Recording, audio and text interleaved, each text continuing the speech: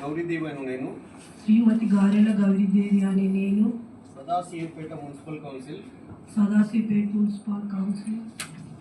సభ్యురాలిగా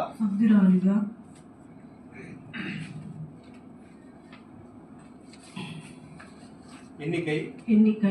భారత రాజ్యాంగానికి చట్టం ప్రకారం స్థాపించబడిన విధంగా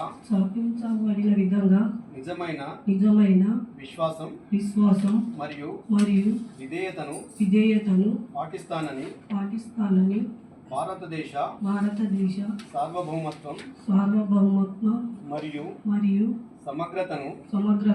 కాపాడుతానని మరియు నేను చేపట్టబోయే బాధ్యతలను